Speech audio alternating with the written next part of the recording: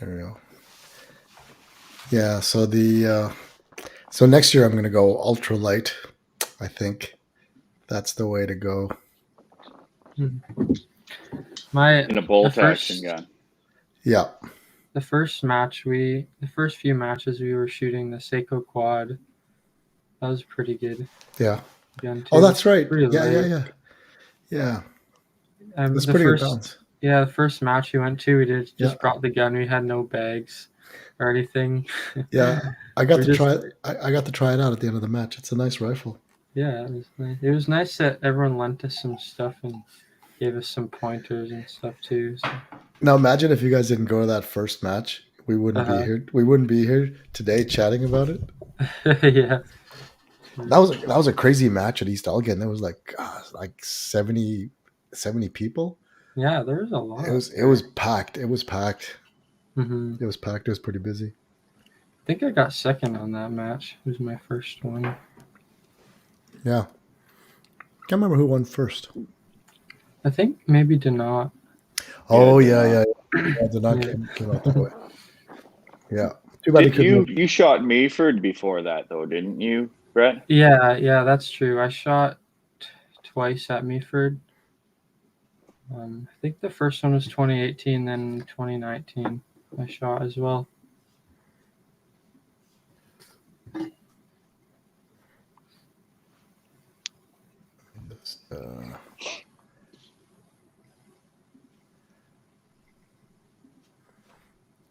March. Don't know. Brett and Ken, and then Ron, JP Noel.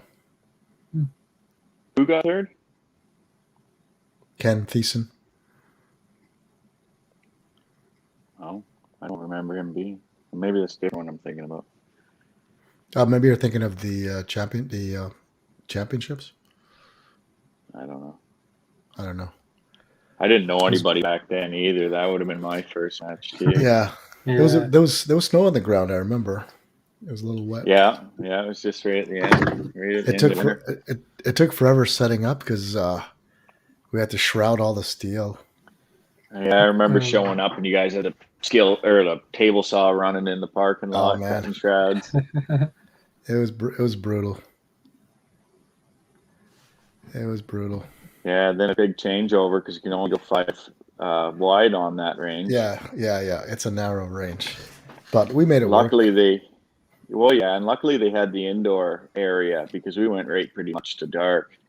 Yeah, to do all the prizes on. That's right. Yeah. I remember that. Good times. So Brett, that was your first match 2 years ago, April. Yeah. April 19th. My first Rimfire match. First Rimfire match. Yeah. Chris, was that your first Rimfire match too? Yeah. Yeah, a couple of. I went with Adam and Ron. Okay. And then we got talking to you, and it all started from there. Yeah. We were doing Outlaws shortly after. That was only 2 years ago. Jeez. Hard to believe. It's growing so fast. Three seasons, I think, because that would have been 18. Start at 18. Yeah. It's your third season. Yeah. The Facebook group has like 5,000 members now. I've seen that yesterday. It's pretty big. It's pretty big now. Not a lot of active. I mean, not a lot of posting, but they're there. Yeah. So, hey guys, let me just go live here, okay? 1 second.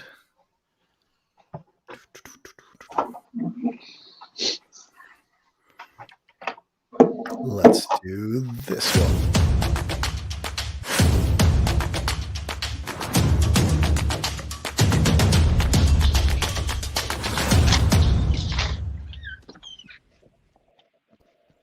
Hey, welcome to Rimfire Nation Podcast. For screen time on this thing.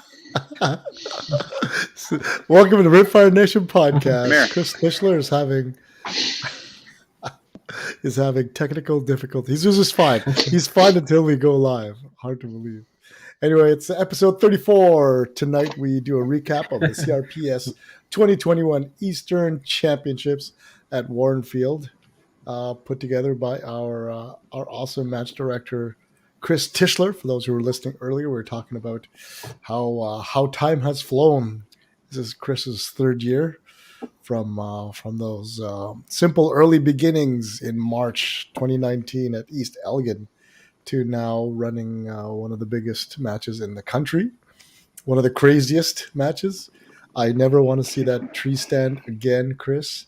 That thing, I struggled so hard on that one. I struggled so hard, but that's all part of the game. Anyway, I'll let everyone introduce themselves, and then we'll recap what's going on at Tesro for Black Friday and Cyber Monday. So, Chris, take it away. Just introduce yourself quickly, and we'll go around the room.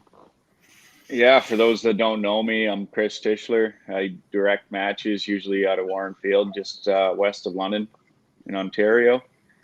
And we just had the 2-day finale over the weekend. Awesome match. Brett, how about you? Who are you, Brett? My name is Brett Sharp. I've been shooting now for about 3 years competitively, and started at Meaford and started CRPS in 2019 with my dad. We have some matches here as well at Battle Hill, so fun place. Really loving the sport. It's good. You guys hit it hard. You guys dove right in there head first. Yeah. And we have John Gingrich. Hey, John. Yeah, I think most of the people on here probably know who I am by now. Also a match director, also based out of Ontario. Also coming up That's with true. crazy stages. Good. Well, let me just jump into Cyber Monday, Black Friday, then we'll get back to our main topic. 1 second, please. So let's take a look at Tesro's Black Friday Cyber Monday sale. So Door Crasher Ely Action Rec Packs, $44 for a 300 round rec pack, right on scopes and red dots. Free shipping on all knives and tools. So if you look at the tab here at the top, the Black Friday Cyber Monday tab, you will check out all of these. The big deals, if you're looking for scopes, are the right on scopes from $1,000 down to around $800. Roughly, it's $500 off for some of these, $300 to $500 off. So take a look around. Some of the on shoots are also on sale. You can never have enough on shoots. I still want one of those Fortner Action on shoots. I think that would be the ultimate gun. X3 $549. That's not a bad deal. $1549 for the X7. 8 to 28. So check out the Cyber Monday Black Friday sale. Also on the just arrived. Lots of interesting Victorinox models editions, the Canada flag and the Winter Magic Special Edition 2021, as well as reloading and other Victorinox knives. So check it out. Tesro.ca, your home for all your precision shooting needs. Thanks, guys. Thank you, Asmir, for your support of the podcast. So, gentlemen, the weather cooperated for most of the squads except for the Slowpoke squad. Took them forever. I'm not going to name names. John. I don't know who you're talking about. Oh. The weather never got very bad for us. Didn't you get caught in that Way rain? better than what it was supposed to be. Yeah, we got lucky. We got lucky. Oh my goodness. It was a cold start on the Wednesday, on Saturday, and then it felt warmer on Sunday. Yeah, it was pretty nice. Yeah, there was a lot less wind on Sunday. Cold's not so bad. It was the rain I was worried about. Yeah, me too. Me too. I had all the right gear. Maybe that's why. Yeah, even with the right gear, it was two stages of drizzle was not so bad, but I hate getting soaked, especially if it's cold out. Yeah, that's it. So let's recap the winners for the match, and ultimately, the match decided the year-end national leaderboard. So let's just recap in open division.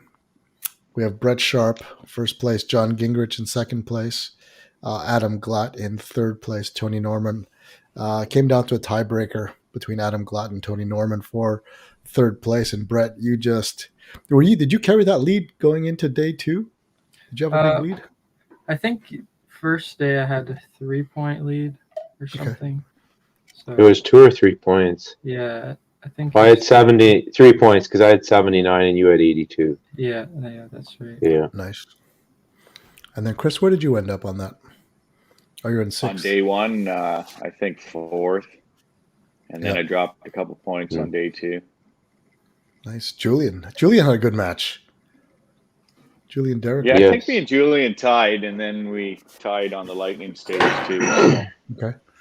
So just a straight tie. Yeah, call it that. I'll have to have a shoot off one day.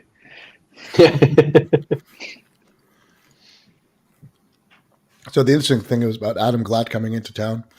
So for those who don't know, Adam flew in from Saskatoon for the match.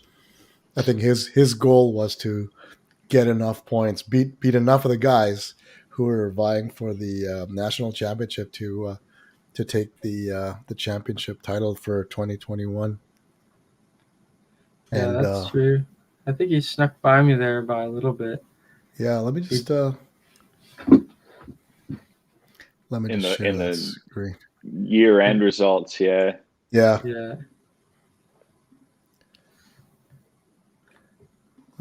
He came into the championship with 2 prior wins, so he was sitting. Oh, okay. I forget.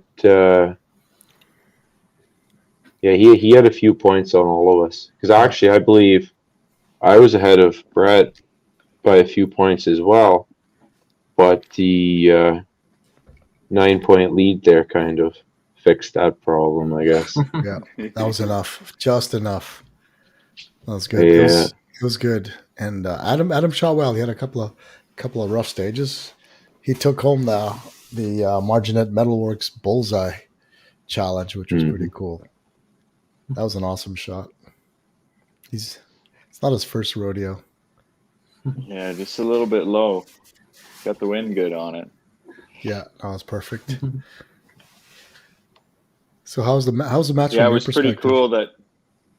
Well, I was just going to say with Adam, it was pretty cool because he came in a day early and Kyle put him up at his place. He came and helped us get some stuff done. And that was a really great group of guys we got all pitching in, helping get the setup done the day before. I don't know if we would have got it all in time. I thought we were in better shape than what we were, but that was we had the right amount. You know, it's always like that. I mean, and you'd been working for days and days before that, so that wasn't just let's show up the day before. So, well, I wondered, how much time did you spend on those props? That's what I was going to say. They're a little bit more time going into building them and trying to move them around. That's why when we were going to do it on the other property, it was like, oh, that would have been a nightmare trucking all that stuff back and forth. I think my favorite was the helicopter. Helicopter. Yeah, that was pretty sweet. Yeah. We were still assembling it on Friday afternoon. I think it's the best helicopter I've ever seen at a match, next to the ones that you fly out of. Yeah, there's not much to it, just a bunch of scrap wood, and I'm glad it all held together. Tail didn't break off or anything during the day, so it was a win. Look at those Playmobil ones, though. It looked like they were same proportions like a real helicopter did. So that was awesome. That was good. Every time you walked by, you'd say, "Get to the chopper." You couldn't help yourself. And I'd get that stupid little chuckle every time too. That was stopping me. Perfect. I was surprised with the chopper how steady it was. Obviously, when you climbed in, it.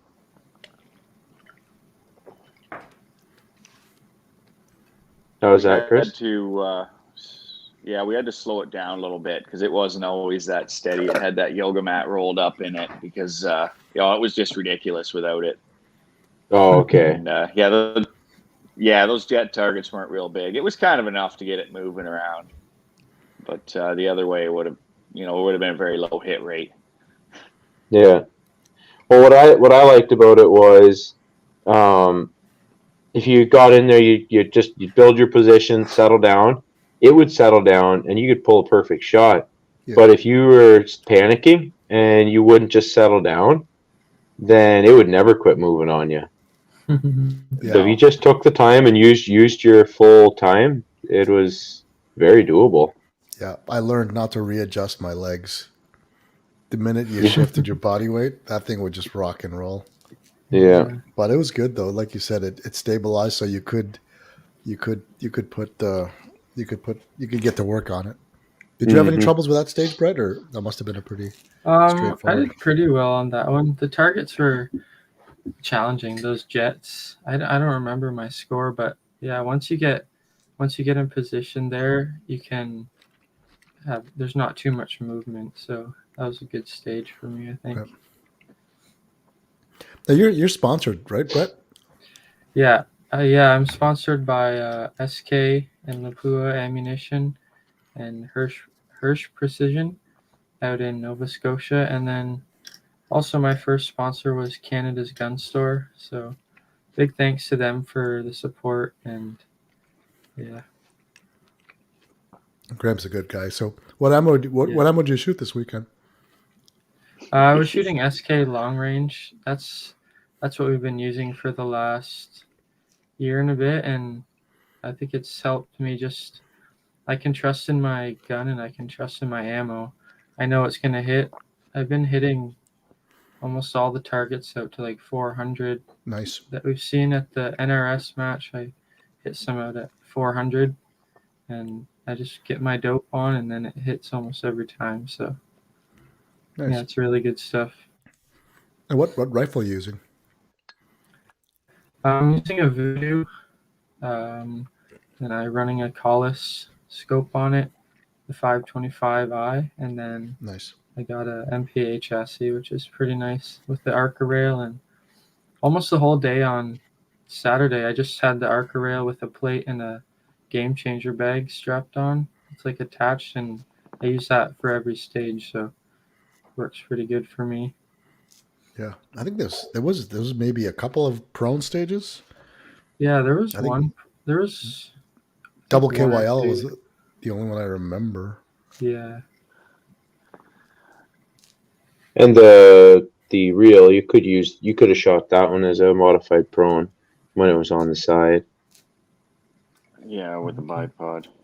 I only Yeah. used bipod for one or two stages. Yeah. Yeah. Had a rail mounted bag as well. That'll be the next thing. I'm trying to find a way to just have I was talking to Sean at Marginet, just give me a kickstand to come out of the bag so I don't have to carry a bipod. Because really, I only use the bipod just to keep my rifle off the ground. Yeah, sure. Well, awesome. So what was your your favorite stage, Brett? I really liked the boat stage. That was kind of fun.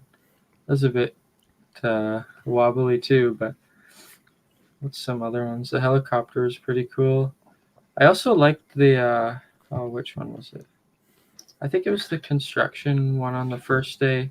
The order was a bit complicated, and you have to keep the order straight and then the position straight.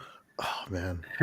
I think I don't know if I cleaned it or if I dropped one, but I really like the stages that you have to think a lot. Yeah. I can do pretty well at those. You gotta stay composed. If you lose track of your what target you're on, it can be really hard to get back on it and run out of time. Yeah, there was a little bit of trickery going on. I even stumped myself on that construction one. Partway through, I'm sitting there thinking I had it all written down and everything. Yeah. Just a mental block for a second. Yeah. It was 2-2-1, 1-2-2. Yeah. 2-2-1, 1-2-2.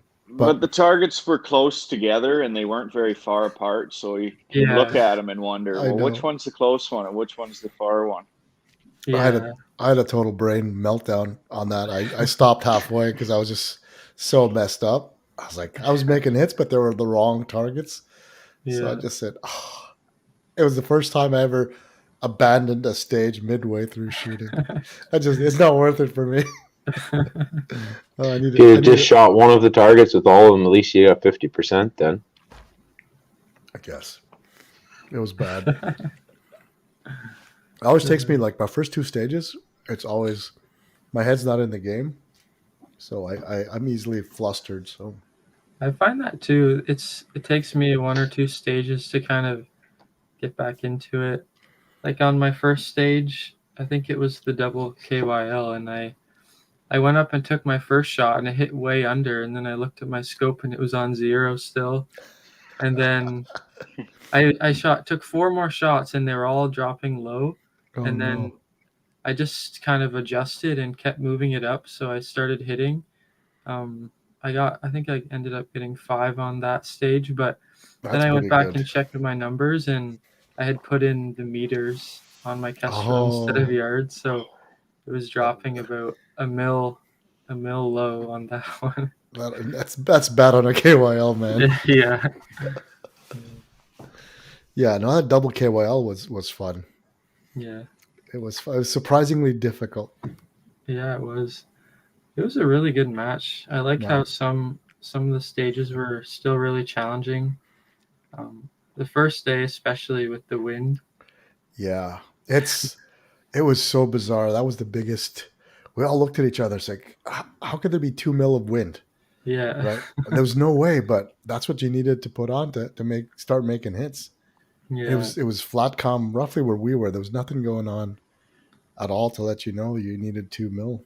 Yeah, exactly. Welcome to a Warren Field match. I know. It's Adam was saying he's never shot in winds like that, and he's from the prairies, so and he shot all around that southern Alberta. He shoots out in BC as well. So whatever it's a weird place to put an airport then, eh? Yeah, I guess so. Considering the winds are like that. Work with what you got. I guess. Yeah, it's weird because the wind was coming in from the end down the opening in the tree line. Where we were standing, there was nothing. The windsock was laying down flat. You could see the flag behind us was going just a little bit, but must have been moving down the end. Had some people suggesting that I put some wind flags downrange next time. I'm like, well, never. That's the game. Yeah. I think the most challenging stage for me was the one with the spinner. Oh, the wind was gusting from 4 miles an hour up to 14. Oh no! When I was up to shoot, so I think I got two on that stage. I missed the big target, the small one twice. Those spinners were so small. Oh yeah. I couldn't get on target. I didn't have the right. Yeah, that should have been about maybe 75 yards instead. I mean, it's all good. I mean, it's all good though, right? It's like, but it's fun. And if you did hit it, it would take forever to settle. So you maybe got a couple of hits on it. Yeah. In the 2 minutes. But I know when I was shooting that one, I just got 2 as well. Yeah, I'd shoot and I'd see it land like at 0.4 mils. You'd adjust, boom, it would nail the other side in at like 2.2.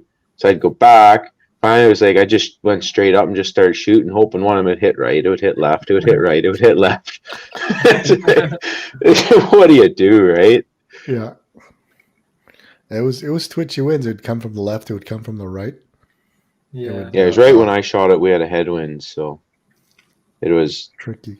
Decent velocity, but it wasn't.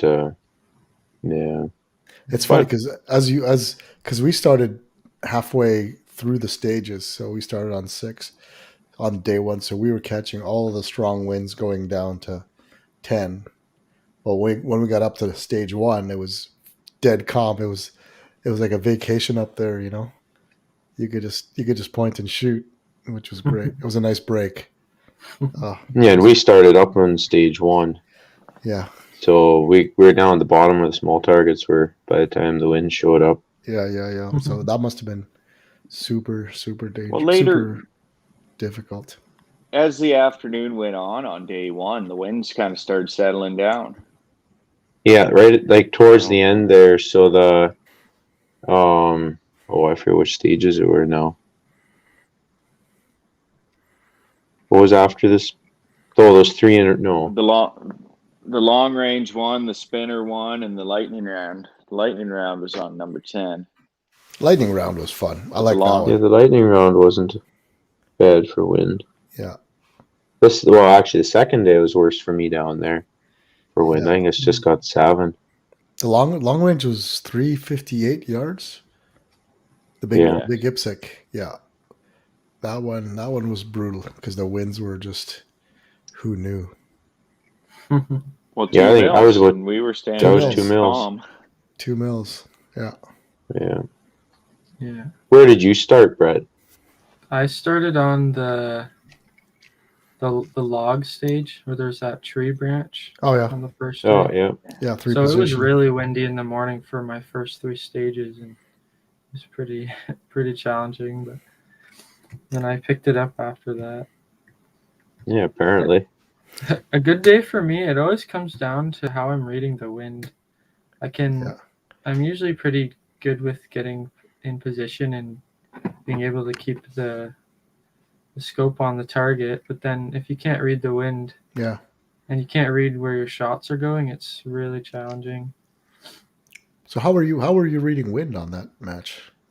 Well, I usually hold my Kestrel up for a while and just see how it's fluctuating. I also take into account every other guy who's shooting and see what wind calls they're getting. And about halfway through the day, I kind of get a good feel of how the wind is out there, because it's usually never the same as it is where you're standing.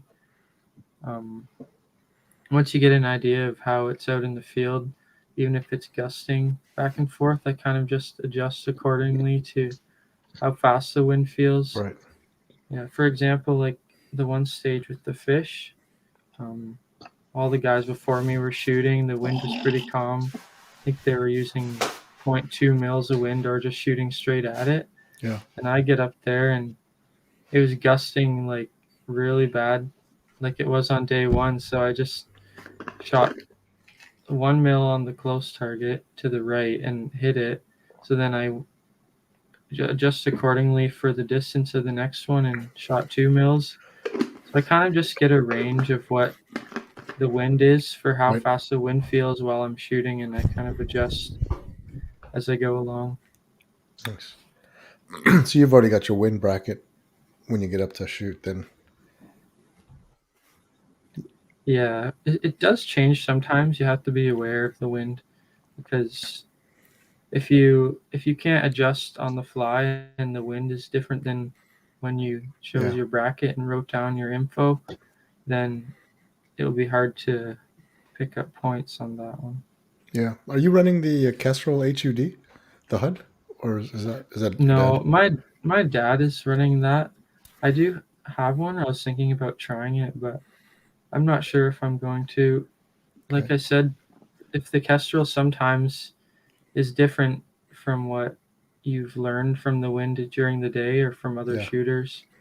So it could be saying like 0.5 mil, but you need 1 mil because there's more wind in the field. Yeah. I don't know if I'm going to use it because I'd like to write down the stuff that I am thinking, and the Kestrel will keep changing. Yeah. And I feel like I don't know if it's going to mess me up or what. Well, you've only got one way to go, Brett, and that's down in the standings. So I think I think you're doing everything right so far. Yeah, I think you're doing all right. So those fish targets weren't so bad with the wind. They were nice and wide. No, they're good. I like them. It's good thing you didn't put gophers up there instead. No, I know those would have been brutal. Those are tricky. I like those X's when I was yeah, those X's were good. When I was making them, I was thinking, oh, these are gonna suck. And I don't think I hit one of them. I got like a 2 on that stage. It was brutal. But that was right when our headwind changed, and it was like a left wind call right until I went up, and then I stopped mid stage, and I'm looking around. I'm trying to looking for the flag and trying to. Yeah, you're like, what's he looking for? And I don't know. I'm just missing. Like he goes completely 180, looks behind him. He's like, what? He was trying to find the flag, and you couldn't see the flag because it was right behind the flagpole. Said, "Oh, that's Yeah, and it." everyone's standing around, and I couldn't see where my bullets were going. I couldn't do anything, and I made 2 hits, and then afterwards I'm looking around, I'm like, wind's coming from a different way. That's because like you Didn't stopped for pick like up 20 on that. seconds. It was a 20-second pause, and I looked around trying to. I was like, "Did he forget that he was shooting?" I didn't know what was going through your mind. It was pretty Well, I was good. missing and I don't know what I was doing, walking it off to left further and further. I'm like, it's not even that windy. What's going on here? Yeah, It's been out of the left all day, and then yeah, and then it changed switched just from for the that right. one stage. No, it was fun. Keeps you on your toes for sure. Yeah. Yeah. One thing I noticed with the match this time is you had you had quite a number of wider targets, so the vertical was small, and I think that actually played out very well because of the wind we had. There was more leeway there, but yet the vertical cut it down. You had to have a very solid position. Yeah. Like there was no messing around. You had to make a good shot. It wasn't just a meatball match, but yet there was enough width that you at least had a couple mile per hour on the target. Definitely not a meatball match. Yeah, they weren't really standard shapes by any means, but they're kind of like 3 to 5 MOA is what I was going for. It was a Chris Tischler match. I got some ideas for the next one already. Already, eh? No Nice. doubt. Ideas. Nice. Oh yeah. Yeah, match or stage 1, the truck door. When I was out helping Ryan set up that stage in Alberta, I seen that, and I'm like, oh man, I'm doing that right away. That's why it was stage number 1. But I forget where I seen a picture of that helicopter somewhere. Running out of ideas. Well, I used 20 of them just there. I'll have to break the tree stand out just because of all the feedback I got. Keep the tree stand. Got to keep them on their toes. It's real. It's like it's a real situation. Yeah. Just like that log one was a tree branch. It was perfect. Yeah, but I'd have the bar in front of me though. Yeah, it's too easy. It's not. The bar wouldn't actually be that much more stable. Yeah, I couldn't hold my rifle up. I don't think so. Mine was 22 pounds. I was so unprepared for that. I said, I could do it. I'm a maple seed guy. I could shoot freehand. Nope. Because I couldn't use my body for support. I had to use my arm muscles, and it was brutal.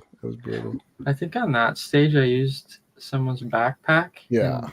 I put my feet right on the foot thing and then stood the backpack up the tall way and then kind of lean over, real uncomfortable, but I could get the gun basically connected to the ground, like to my feet, and not trying to hold up by my feet, and that's just too wiggly. And I did pretty well on that one, I think, just because the gun was stable. By the looks of the pictures, I had the tree stand positioned at the most awkward angle. Everybody's sitting in the seat sideways. Yeah, you did. Did you have any problems with that, John? I dropped one on the far one on that. No, it went pretty good. He was all cozy, like he was going to have a nap. Yeah, all snuggled in with his backpack. He was all... Well, I saw guys shooting it throughout the day, and they're all sitting in their elbows on their knees, and I'm looking at that. It's like I can't do that. Like that's not going to work. That's just I can't shoot that way. And so I looking at it and say, you know what? I'll bet you I could just wedge myself right down in there and make it work with the pump pillow. And but what if it doesn't work? That was kind of my fear. My first thought had been to try to use my long bipod, but then I saw there's no way I'm going to fit in on that seat and the bipod. Yeah. There's no way. So then I used the bag. It was actually I was surprised. It was pretty good because I wedged the butt of the rifle up against the post with my shoulder, so the back was totally solid. So I had I wasn't as stable as in the helicopter, but it was pretty close. You only dropped one. You were stable enough. Yeah, How'd it you do? didn't make the difference. How'd you do, Chris? Did you have a bag, or you just free-handed it? Yeah, I think I just free-handed it. Had my pump pillow. I can't remember how many I got, but I just kind of think I went a bit sideways myself. Got my knees up. It was a good call using your CZ in the Manners stock. 8 pounds. Oh, it's yeah, and the maple seed one. That's a good maple seed gun. It's a good everything gun, man. Clearly, Yeah, it's good enough for top 10. How did you finish the year-end standings? Where did you end up this year? 12th, I think. My first, I only shot 3 matches, and the first 2 were just mediocre. I wasn't. I don't know. I didn't do as good as I probably could have, but pulled the score up a little bit with the last match, and I think finished 12th. Yeah. So, Brett. Yeah, I loaned my CZ to Adrian, and he beat me with it. I remember that match. Is that Frozen Fingers? Yeah. I can't remember if he used it at your match as well, because he was waiting for his voodoo. I think he did. I think that's the one I remember. I mean, see, Adrian doesn't know the rules, man. Never beat a man with his own gun. It's just not polite, especially if you want to borrow it again. Oh, it happens. Accidents. Yeah. Yeah, he tried to hold back, but he just couldn't help himself. He passed What did by you on guys Sunday. think of the? Yeah, you came check out that new scope. Oh yeah, The Apex. Yeah, that looked pretty good. I don't know if you guys had a chance to look through it. Yeah, I did a little bit. Did you like it, John? I think I like the reticle. I mean, we're not asking to replace your ZP5. I mean, it's not. Yeah. No, it's I'd like to spend a bit of time behind one sometime. Yeah. Yeah, the reticle, like, you look through some and it's just like, no, not happening. No way. I didn't get that feeling with this one. I could use this. You could work with it. And it is it's usable enough at lower magnifications, so. Yeah, that's the real test, isn't it? If you got to crank it up to 12 for it to be usable. Yeah, I didn't see that. So, yeah. Yeah. Sorry, Chris, you were talking about the movers. The mover. Oh yeah, I was gonna say, what do you guys think of the mover? It was good, man. It was good. It was flawless. I gotta try some aluminum. Targets, I think, so we can get it back out. Originally, it was going to be a little further away, but impacts were so hard to detect. But what thickness it was of going to be plate on are the you other side using? of the hill. That's about 5 mil pre-hardened plate. But I think I want to try some aluminum. I hear it rings pretty good, but I don't know how badly it's going to get beat up. Yeah. The day 2, I think I liked it. Well, day 1 was a bad day for me on the mover. I had my drop data mixed up, and so I was thinking I had to hold under 0.3 mils, and I should have held over 0.3 mils. So my hit percentages in the mover are a little bit grim. I think I dropped 2 or 3 day 1. But the day 2, I like that target size. I think it was, if it's too big, it's just kind of like point over there and shoot. Whereas here you had to stay on your toes just a little bit more. And I like that. And what was it like a 8-inch? What stage number was that? 12-inch. It was a 12-inch. 6. Yeah. What stage number was that? Somewhere in there. That mover on day 2. 4, I think. 3 or 4. 3. Or Yeah, 3. It moves around, shakes around pretty good when it gets to the end. Oh yeah. I've seen a few people that shot just a little bit too late. It's shaking and changing direction. But originally it was set up so you couldn't see any of the frame to it. So you didn't, it was harder to tell where it was going to change direction. Yeah. Oh, yeah. No, it's good. I think it was good. Target size was good because you had a lot of people making hits on it. I think you were over 50% average on that. Yeah, and that's good because the movers are still pretty new to the series around here. So I think people, it's just fun shooting at them. Yeah. It's even funner hitting them. So. Yeah, that was a good stage. I liked it. I think I shot one time too when it was just hitting the end and the target swung up and I still managed to hit it because it moved over as it was swinging. But that was just a lucky shot. It was a fun stage. Both of those stages were fun. Yeah. And more importantly, it didn't break down. So there was no trickery in that one either, so you could concentrate on hitting the mover. Yeah, that's it. Rick was getting fed up with my trickery. It was one after another. He needed a space in between. It's because we started off like in the mental mismanagement phase because you got them back to back. It was a little much for me. I was tired. Wait, Rick, there was more than one? I thought there was just one mental stage. There was a couple. Well, there's a few. After this, all of them were mental. That was good though. But that was good. That was fun. I really enjoyed it.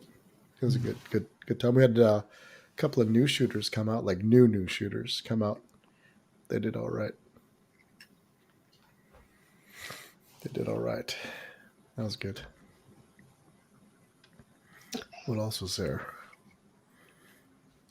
I'm trying to think of the boat. We had the boat, then we had the sawhorse. The boat was tricky because when you had to get over towards that coyote as a right-hand shooter, you had to back arched pretty good. Reaching around. Yeah. It was not comfortable. I also got an idea for an upcoming match is to set something up like that, and then it depends if you're right or left-hand shooter, which is easier, right? So you shoot 2 times on the left, 1 time on the right, which was difficult for right-hand shooter. But I wonder if you mixed it up for left-hand shooter, if that would mess with them a little bit. Yeah, he didn't have any weekend stages. I don't like weekend stages. Yeah, nobody does, Chris. That's why you put him in. John's always got that same one off the sawhorse every match. Well, I'm thinking.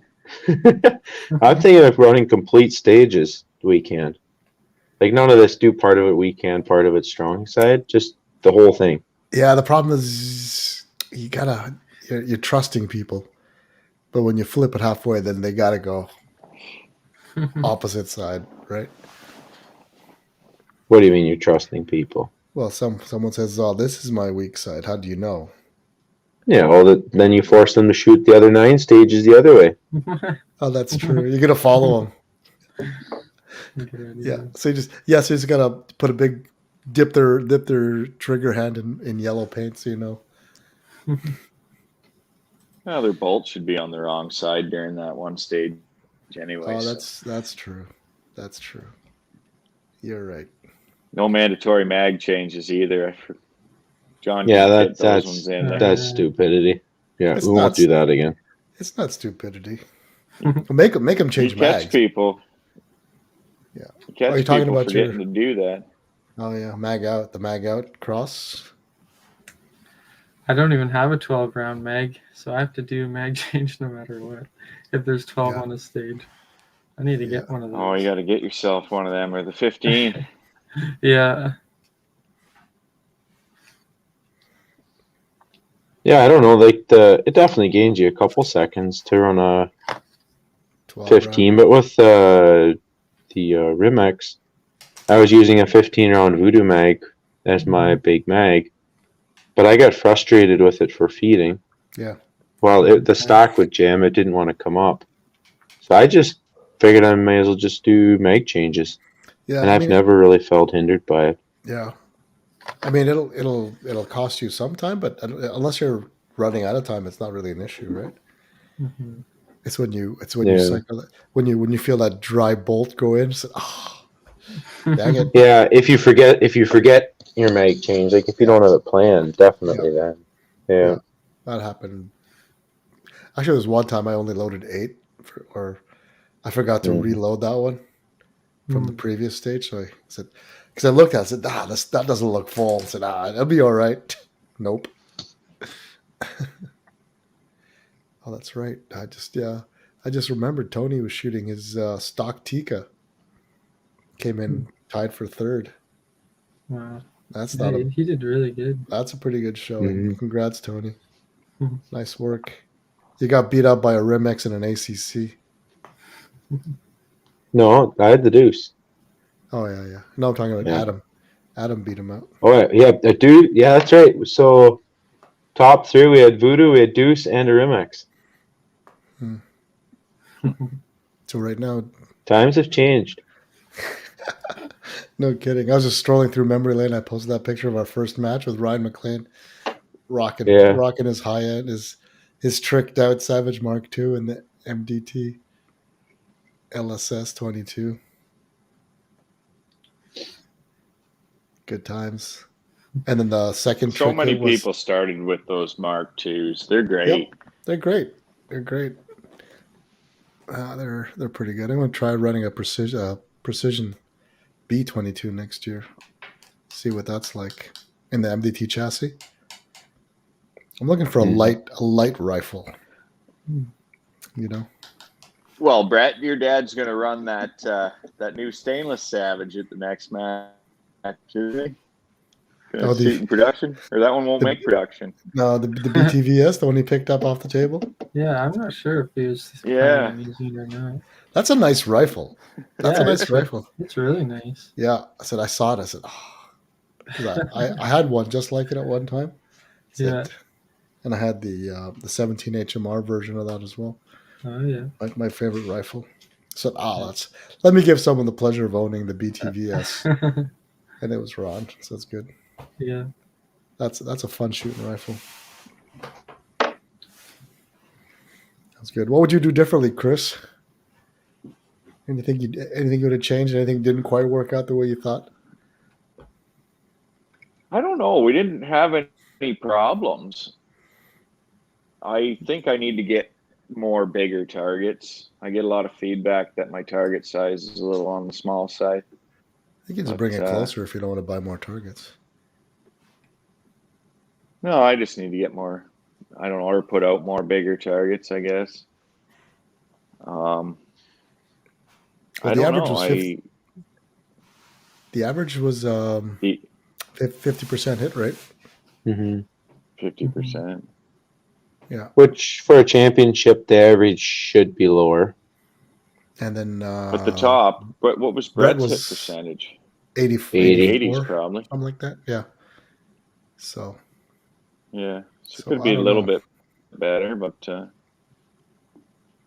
it was good. I think that's something I'll think about. No prop failures really. I don't remember.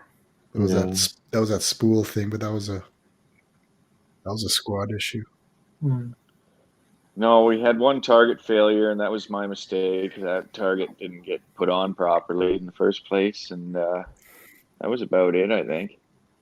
Oh, that fire bell fell apart. That was a quick fix. I thought those things were going to ring a lot louder when I first got them and set them up on there. I stuffed them full of insulation because I thought, these things are going to be annoying going off all day. And then you got to hit them right on the edge or they don't barely even make a sound. What if you put them sideways? That would probably work. That would ring that bell. Yeah, that'd be hard. That'd be hard to hit. Loud. Yeah, it'd be like hitting the long Pepsi can, right? Or those 500 ml cans. I thought they were okay. But yeah, like I was hoping for a bell ring. Yeah, the saw blades were ringing a little bit too, but even again, I thought they would go more than that. How did the saw blades survive? Particularly the small The one. little one not very good. It was twisted up a bit. The big ones, they take it. Yeah, okay. That little thin curved skill saw blade didn't break or anything. It just twisted it up a bit. Yeah.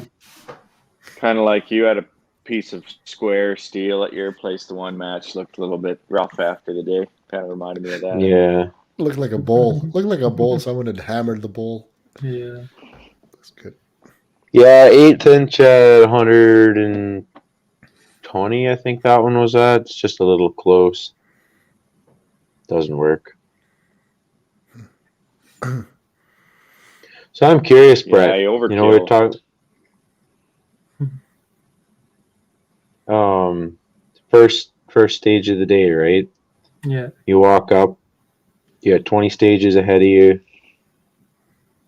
We're all there to win, or we wouldn't be there, right? Sure. It's maybe not what we're trying to think about, but we all want to win, and those first stage jitters, or whatever you want to call them, hit. What do you do? I don't know. I guess I don't really feel like jitters too much. Just not.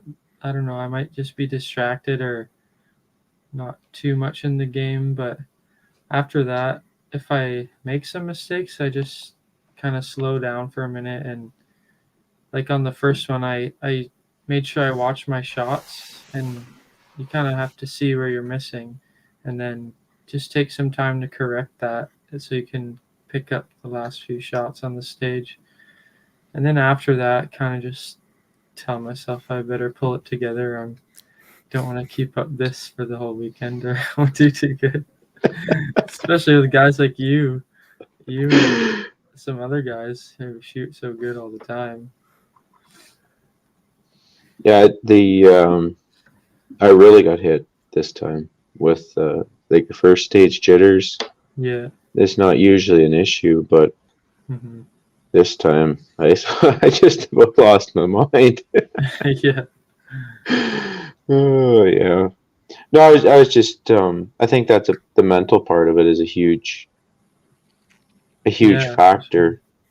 The top, I don't know how many guys you want to pick, but the top quite a few guys. The shooting level is very close, Yeah. or the skill level, but the being able to slow down and,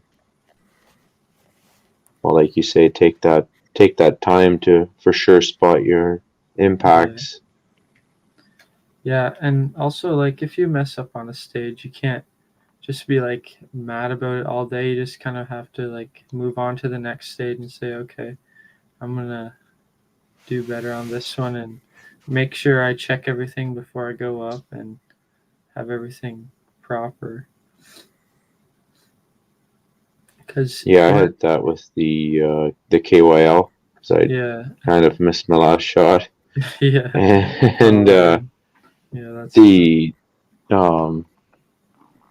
yeah, your initial reaction is never good. no. And then when you're trying to win a match and you make one mistake and drop like 6 on a stage or something, then basically that could just have lost you the match. Or I remember, I think at Palmerston this year at your place, I was kind of keeping track of my score with Kevin Nedovitz, and I was, I think, 2 or 1 point behind him or tied. I'm not sure. And the one stage, the second last one of the day, there was 4 sets of blue targets in the field, and I kind of was slacking off and paying attention by the end of the day and kind of just feeling like I'm sailing through, maybe got a little overconfident and in my preparations. And then when I went up there, the last, I think it was out of 12, and the last 4 shots, I missed all of them.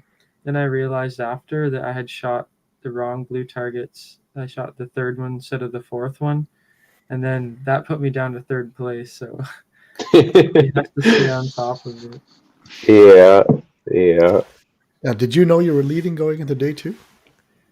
I think someone told me in the morning. I didn't even know Yeah, the I did. scores were up. I didn't plan on checking, but it puts a little pressure on. I know. Yeah. And so you would track your scores throughout the day, generally? Yeah, sometimes I've started doing that. Just, I don't know why. Maybe so I can have an idea before the final scoring comes out, but I don't know. Yeah, I've I don't started like doing doing that. that. I find that if I I've track, always well, I don't track how many I have. I track how many I've dropped, actually. Yeah. Don't have to count as high that way. But Must be nice, John. yeah, I find it keeps me more focused, a little bit sharper. Yeah, sure. But not everyone's the same way for sure. No. Yeah. I don't look at my score. I just know when I'm having a good day. I'm just enjoying that. Just Yeah, cruise sure. through. And then you end up where you end up. Yeah, I've always shot my best exactly. matches like that. I try not to add up any of my score. I'll know if I'm having a good day. I was feeling good. I didn't know where I was standing at all, but I knew that I was getting everything over the 50% mark. It's kind of where I start. If everything's in the upper half, it's usually off to a good start. And if I start counting points and or counting drop points, I think it'd, it can get to me and start messing with my game. That's it. How do you find shooting your match? Do you settle in right away, or it takes you a little bit of time, or actually John and Chris and Brad? I mean, when the match is in your home turf, and it's probably one that you guys helped set up, how does that affect your game? Yeah, Or with does it? this one, I was pretty good. Like I felt pretty good that everything was under control. I wasn't like really in high stress leading up to it. And I was just having fun. I was in a, you're always in a stage with, usually your buddies. And I like to say, like, it isn't golf. We sometimes get a little bit rowdy while we're shooting, making noise and stuff, but that's fun. And then it's easy. I shoot a bad stage. You guys said it earlier. It's shake it off and get your head back straight again. Don't let it get to you, or you're just going to ruin your day from there on out. And, if the match is running smooth and I'm just having fun, I tend to do all right. The first match I did, I know I placed worse. And I think that's because my pre-stage prep was lacking, because I was thinking other things. The second one, I think I shot average for myself. And I'm not quite sure. I'm curious about next year. I really am, because that was beginning. That was beginning of the year that I hosted the match, and that was when I was still discovering the mental aspect of all of this. So I'm curious to see what'll happen. But I think Chris shoots his matches better than average because he is distracted. I'm convinced of it, because he has hard matches and he rocks it. So I really wonder if there isn't something to that. Yeah, I don't know if it really affects me much doing the match here. I think my dad does most of the thinking about it, and then I'm just there to help set targets up and stuff. And sometimes, the smoother you get your match to run, and the less people you have coming to ask you like questions all the time, or you have to go, like sometimes my dad had to go fix targets and go tell people how to do a stage, and that kind of takes away from him thinking about what he's going to shoot next. So it can be hard, I think. It is challenging. But good. You guys are used to it by now. Yeah, we've done quite a few here. Like you said, John, It's such a good group of guys that, you can count on. Everyone kind of knows what to do. So even if you have a target failure, our ceasefires are so smooth anymore. Everybody kind of knows the program. Everyone's eager to help out. If something major happens, I'm sure you can just pretty much grab anybody and, here, give me a hand for a second. They're going to do it. Yeah. So I would agree. I think we're having less target failures now than ever before. Yeah. Like the first bit, trying to figure out what all works. There was every match there would be 1 or 2 failures, but now it's pretty seldom. Oh, there's matches. There's been multiple failures. And the other thing I wonder is, I think we're using less hit indicators than before. Yeah, for sure. And I wonder if that doesn't factor into some of it too. We're using smaller targets, so they're more reactive and less hit indicators. Yep. I didn't use any 2/3. I didn't use any full IPSICs this year. All 2/3 up to 300. And up. So, we'll still put indicators on anything past 275. Just to help out the spotters, because not everyone knows how to spot splash, or movement, or if there's wind. Hit indicators are fun too. All the a casino, the slot machine going off. Yeah, they're nice. Those huckleberries are working pretty good.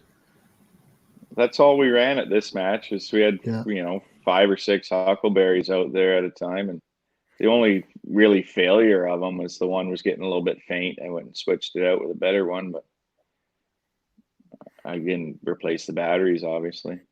Yeah. Yeah, that's what I have here too.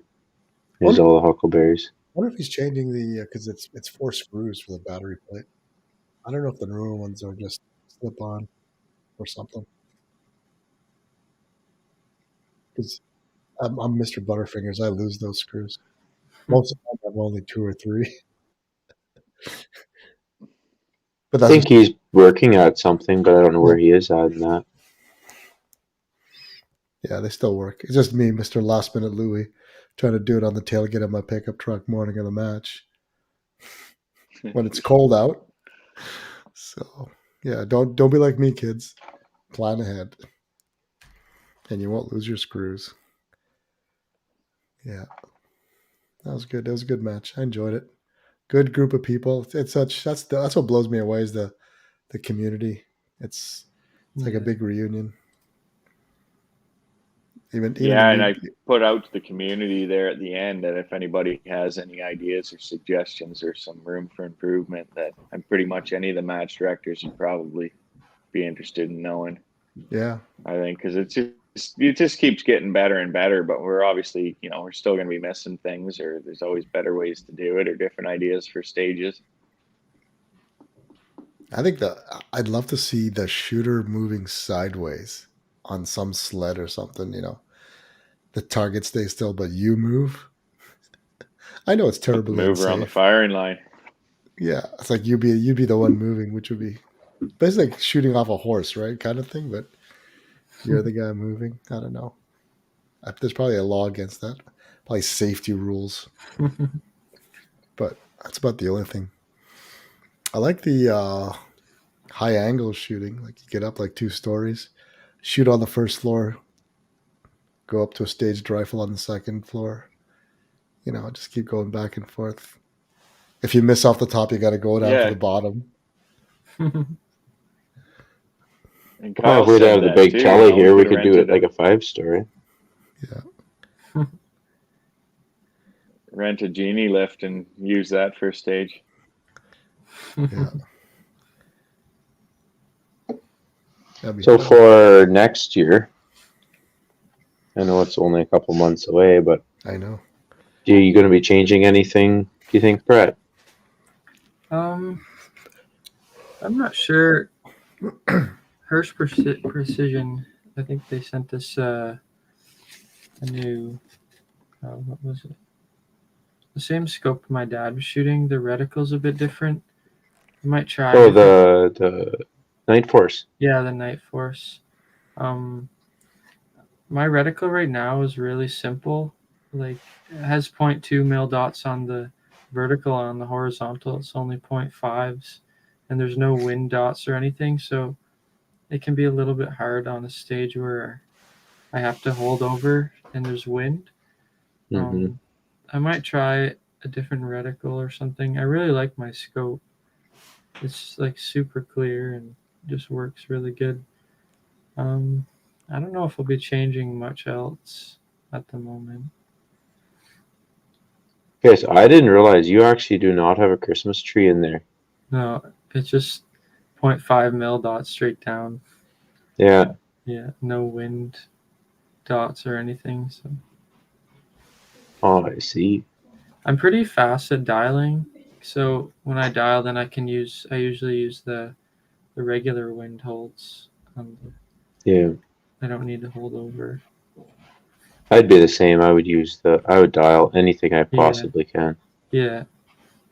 I can dial probably, like at the NRS match, I did a stage and I dialed 10 times and I just finished in time.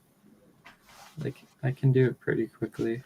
And I find it's easier for me to hold right on the reticle than to hold over. Yeah, I would Isn't it definitely. funny how picky? Isn't it funny how picky we get about reticles, and then very seldom do we actually use the reticles for holdover or anything. End up dialing everything. Yeah. Well, somebody was telling me that they dial for the middle distance and hold over or hold under, and that's why I they think wanted Adam does that a bit. Yeah, yeah. I think yeah, Hmm. yeah. But that's the way they work. Hmm. And if you get used to it, I guess it's pretty good. But it can save you if you have like not a lot of time. Maybe like if there's a lot of dialing in a stage, sometimes I'll hold over. But yeah, but that's more math and memory for me. Yeah, You know, I mean, that's true. Strellock will tell you your hold over, hold unders, but it's just one more. Yeah. You know, The maybe only It's time really easy to figure out. Yeah. I think the only time I've used hold unders, we did one time here at the match, and on a stage at Meaford one year, they said you can't dial, so we had to like pick the middle one basically and hold over and under. I guess if you have 3 targets. Stage. Yeah. Turrets are lava. Yeah. That's something we got to do then more, is force some holdovers. Get used to it in the RPS. I like that. I haven't shot that match yet. What about you, John? Are you going to stick to the same strategy, the same equipment and stuff? That's my plan, yeah. Mm-hmm. I figure I'm really looking forward to having everything just dialed in and run it. Yeah, for sure.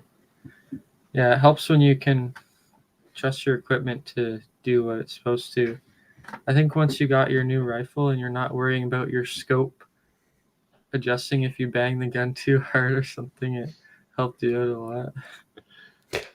Yeah, I'm glad to have moved on from the old Ruger. You've come a long way in a year, John. Holy cow, hard to believe, eh? Yeah, last year I placed 11th overall. And I believe, Brett, you were first. Yeah. Or were you first overall as well? Yeah. Yeah, I was. 2020. I think I got mostly second or third every match, but I guess I was consistent enough. That's one thing I like about looking at overall is the consistency, right? Like you could have someone who trumps at one match, but it's not enough. Mm-hmm. Whereas if you can do that as an overall, that's a That's an accomplishment right there.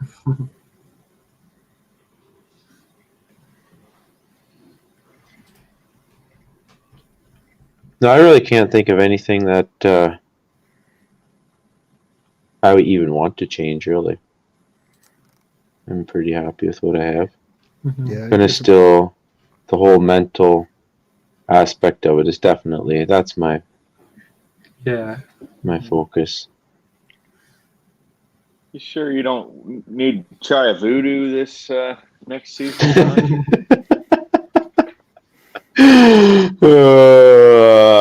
It'd be fun, but yeah, maybe no, just change chassis altogether. Just mess up your ergonomics and your comfort zone. Oh yeah, get a manners like yeah, like a respectable shooter would have. yeah, I really enjoy stocks for hunting, but I just don't play as well with them for this PRS.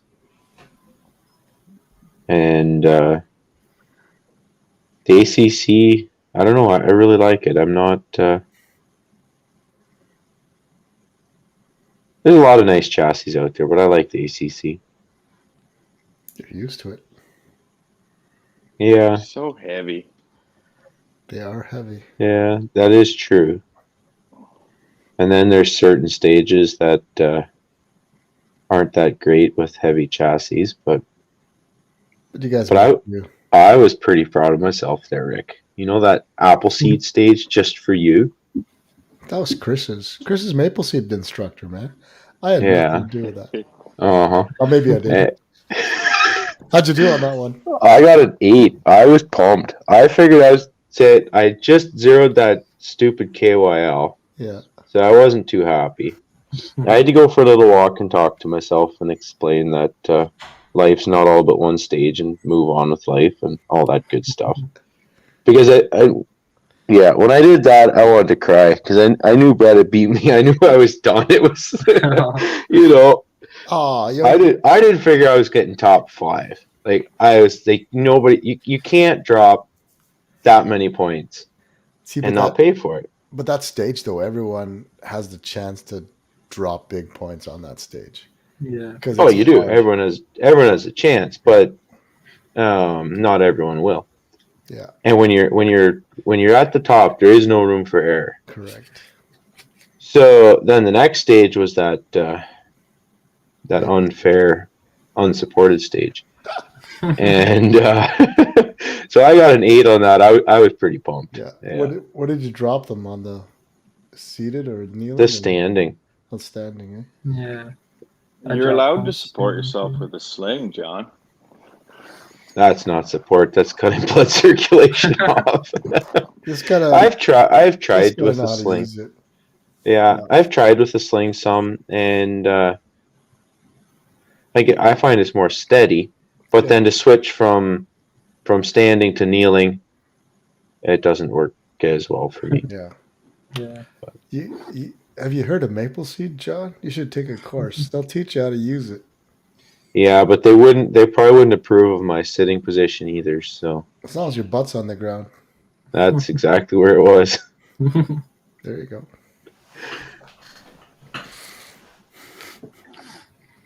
That's good. I think I dropped one on the standing too.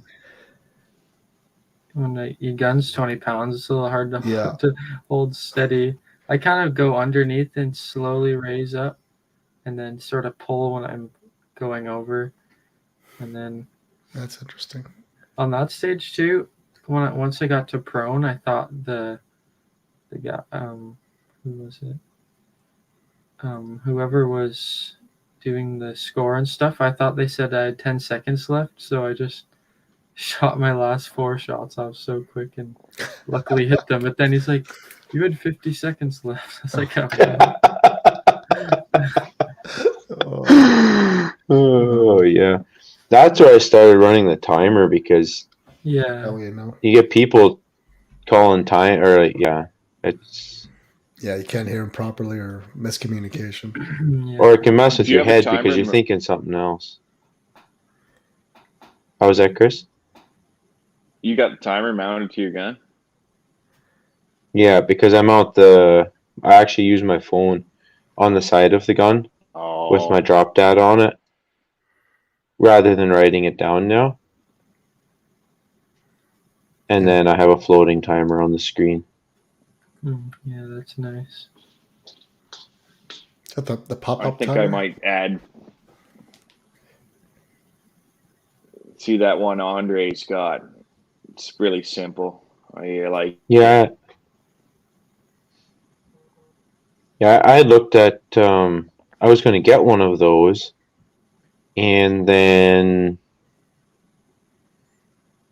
Kevin Goyette showed me his timer they had on the phone. Like, I didn't even know you could do that with a pop-up timer on the phone. So Yeah, it floats. when he did that, then I said, that's it. I'm going to mount my phone on the side of the gun. I got my drop data right there. And like, it doesn't update or anything like it would with the Kestrel. But it lets me put my wind brackets up in my drop. And I can label all the targets. So that lets me put in the target order on the screen. So if I need to leave myself some notes. And I find it works really good. Except for which stage? It was the lightning?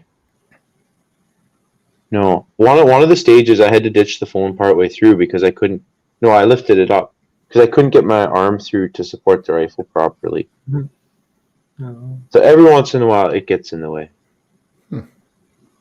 But it doesn't. I can't fold it over like you would with a prop, like a Hawk Hills mount or something like that, or data holder. So I should come up with something a little bit better than what I have. Put on your wrist. Yeah.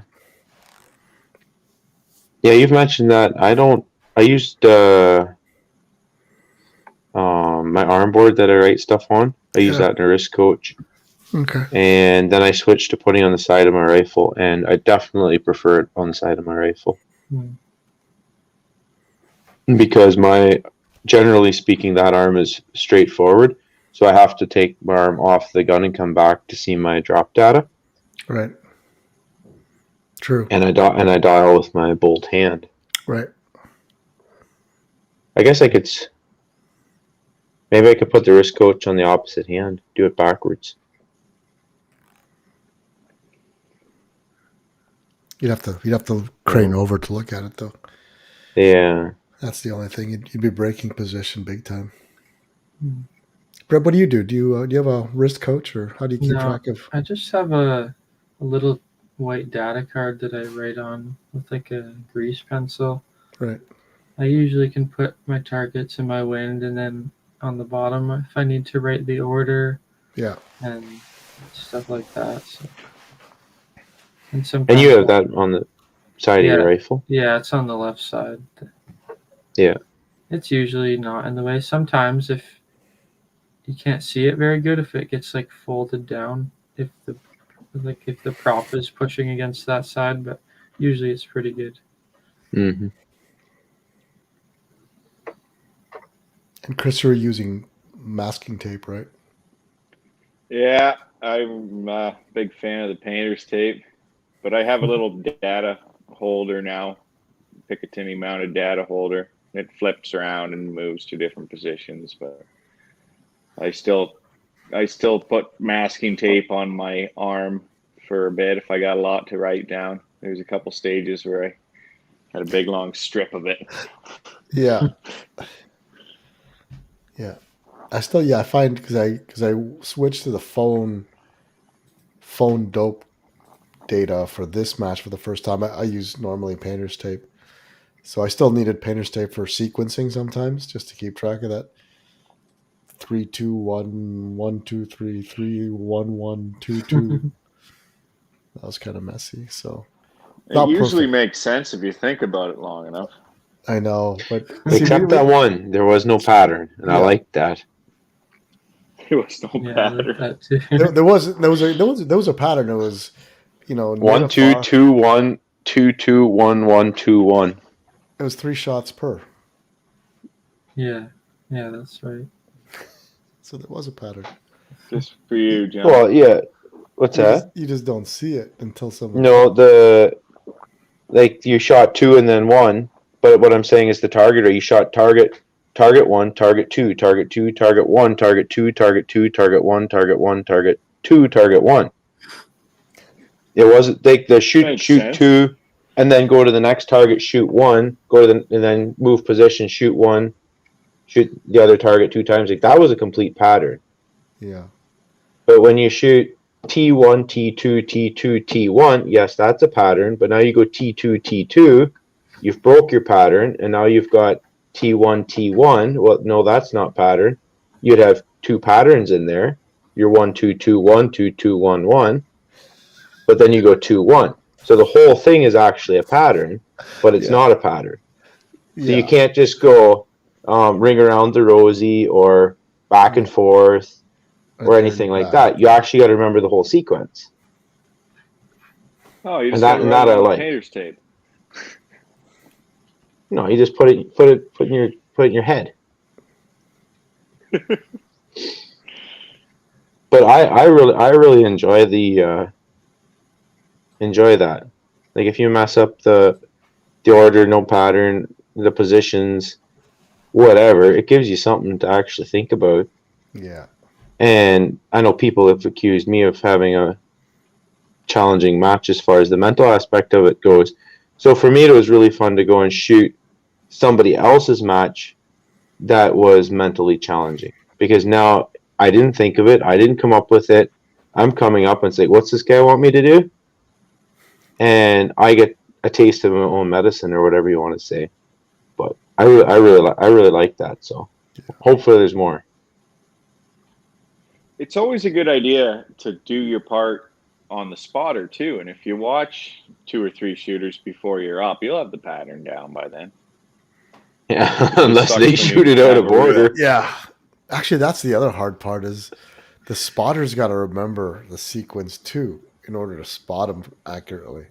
And that wasn't always the case. There were 1 or 2 times where the spotter miscalled it, and it wasn't good. Yeah, I guess we never had that. No. Yeah. Write it down. Spotter needs some painter's tape too. We got lots. That's it. Or multiple spotters. It would have been good to have multiple spotters. That would have covered them. Yeah, I think our squad, we usually had like 2 or 3 people on the glass, and then if one guy misses it, usually someone else will pick it up. No, we only had one. Yeah, John's squad had like 4 guys on glass on the boat stage. You got that one photo of 4 of you guys spotting. Yeah. We were probably all just trying to figure out what the other guy was doing wrong.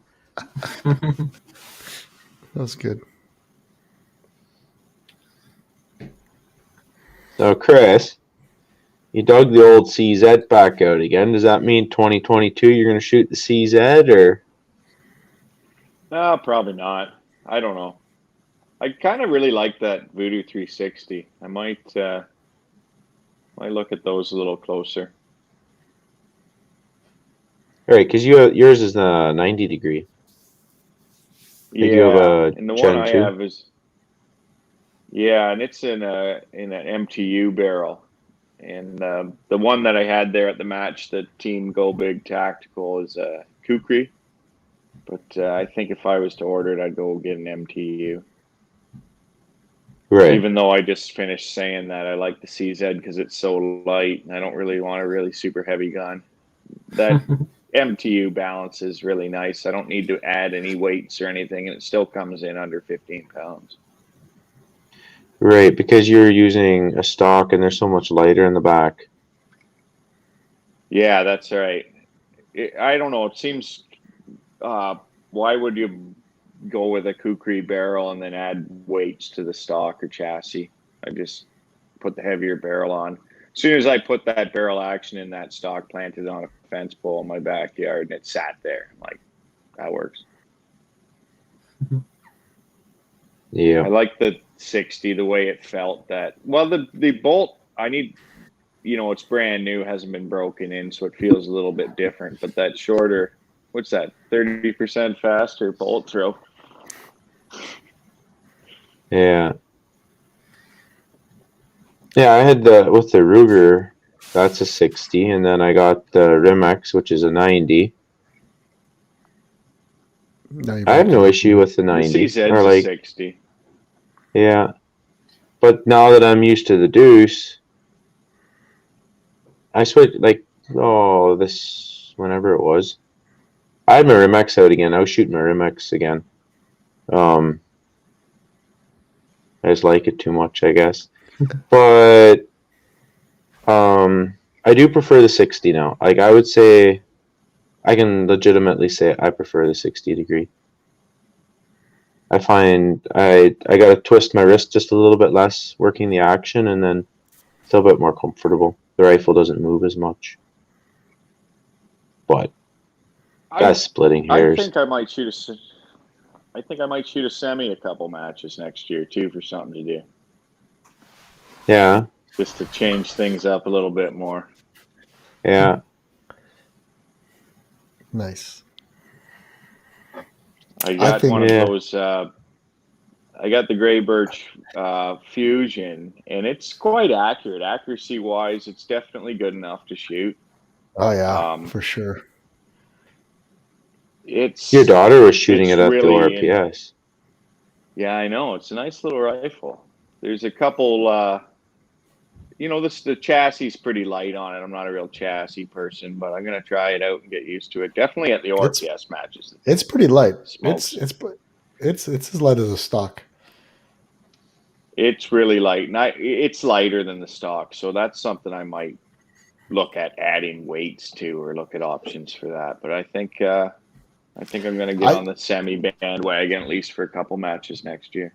I think next year, every guy in the top 20 needs to shoot a production rifle at a match. That'd be fun. just to see, right? Like Tony's rocking the Tika, right? Like a CZ457 synthetic or a Tika T1X or a Savage Mark II, just to see what you guys Savage do. Mark IIs. Bring your own scope. Get a Savage Mark II in an hour to collect some dope. Yeah. And see what you can do. Yeah. Maybe I'll do that. I'll just bring the loners. Because we have all of them. We have the T1X or the CZ457 synthetic. Yeah. Ely will even spring for ammo. They'll look. Won't cost you anything except time. They'll look funny with a big ZP5 or my Fusion or Foundation might look a little funny on a Mark II, especially if it's one of them plastic stock Mark IIs. But Well, think about it. All the money you saved off the action and chassis, you could buy a Tangent Theta. Actually, no, we'll put an Apex on it. Quite. We'll get Vanya to put an Apex on it. We'll put we'll do the Apex production rifle challenge. Right? All you need is a great scope for Apex. That would be cool. Maybe he'll even cover match fees if he plays top 10. I was thinking about the other day.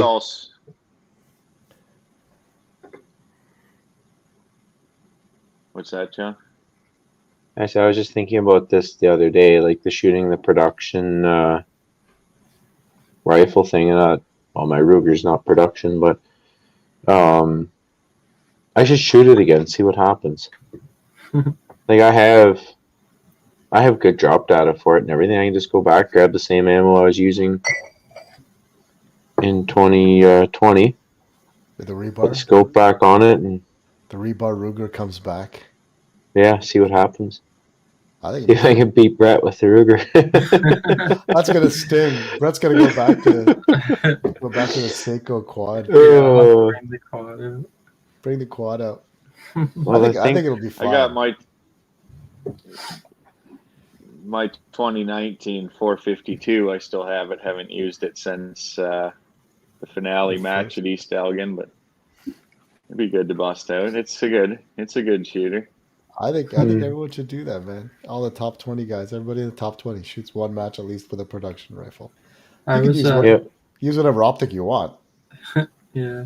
I was using the Seiko quad and just testing out some ammo before we were shooting SK, and I just was throwing Remington bucket of bullets and hitting stuff at like 300 with the Seiko quad with the random ammo.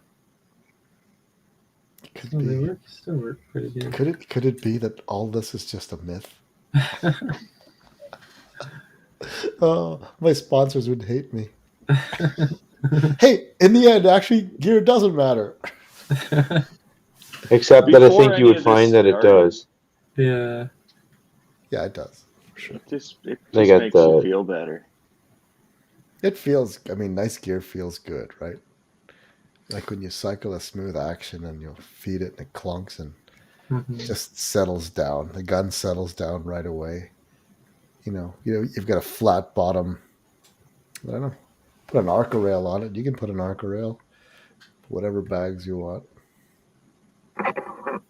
Interesting. Before any of this started, we used to play with our Mark II Savages. We didn't even know what like an accuracy standard would be. Put a plate that we had, 6-7 inch plate out at 300 yards and just shoot at it until you hit it. Once you figured it out, you could hit it every time. Yeah. Like, that was with a $300 gun and like Federal 711B or whatever it was, that cheap stuff. Yeah. Wow. I mean, at the sniper match in Saskatoon, the 2-day match, I mean, top guys were running Savage Mark IIs synthetic, right? Nothing special. So you just got to put some foam on the stock. The biggest thing is that rear stock is so tiny. You need to add a couple inches of foam on them. And I think it's perfect. Fits me just right.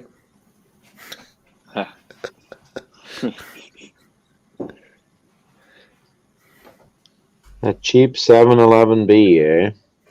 That was my main target ammo with the old Ruger. Then I ran out of it. I shot CCI standard velocity.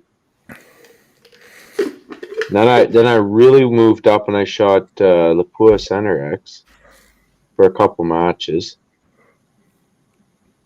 Championship was one of those. Yeah, I don't want to go back to a rifle that inaccurate though. There's nothing in me that would want to do it. Maybe it's not inaccurate anymore. Maybe you're just a better shooter now, John. I hope I am. There's been a few rounds since. It's been a few cases.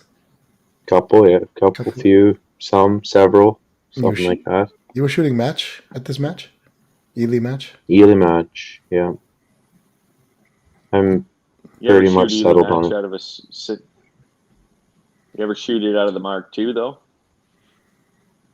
No. I sold my Mark II before I got very far into this. I shot the Ely 10X. I tried Ely 10X in the Ruger. I didn't shoot very good with the Ruger. And the Rimx had the same issue. It didn't shoot good in the Rimx. Well, the Lapua didn't shoot good in the Rimx either. I was better with SK and Ely Contact.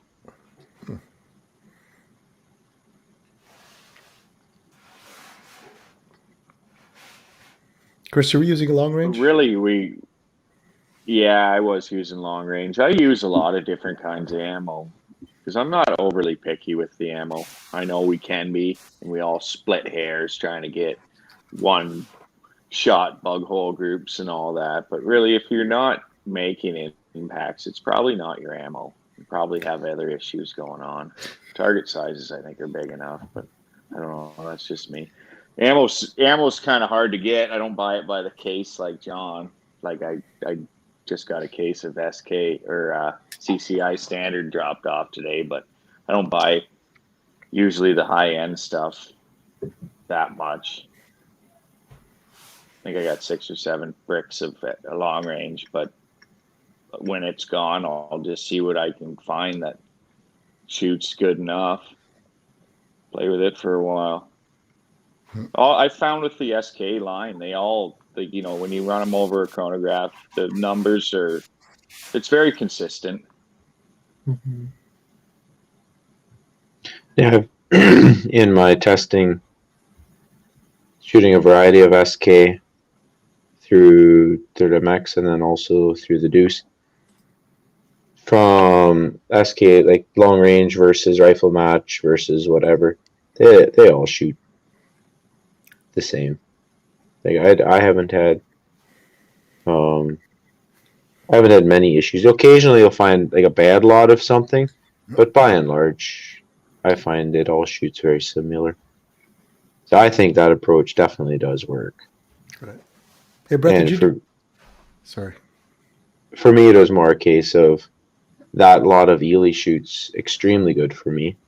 And Tesro was able to get a case. And I'm thinking, buy a case, I'm done. I don't have to worry about buying ammo. I don't have to worry about. I can just settle down, get perfect drop data for it, and shoot matches. So that's kind of what drove me to do that. No, I'm kind of sick of testing in a way. I've done so much of it that it's. Give me a couple months, I'll want to again, but You need a break. yeah. Hey, Brett, did you guys do any ammo testing? We did a bit when we first got the Voodoos. We tried quite a few things. We just found that the SK, it like feeds really nicely in the Voodoo. Some of the other ammo was sort of sticking and pushing in hard, and with the SK, it just is really smooth and just shoots really well. So we did quite a bit. I think we tried some Ely and some other different ones as well. There seems to be something about the SK. It shoots good for almost everyone. Yeah. Mm-hmm. Rifle match, SK standard. Mm-hmm. No, I never tried long range. Yeah. Never needed to because rifle match shot so well for me. Mm-hmm. So. Yeah, it's good stuff. We have some of the new high velocity stuff as well. We haven't really tried it out too much. We just have it there, but maybe next year we'll do some testing with it and see how that works too. That'd be good.